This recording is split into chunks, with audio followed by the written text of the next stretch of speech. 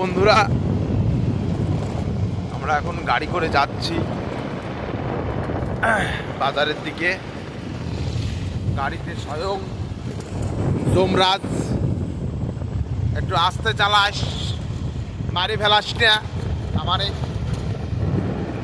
দেখেছেন নিজের জীবনকে বিপন্ন করে কিভাবে আমি এর গাড়ির পিছনে উঠি।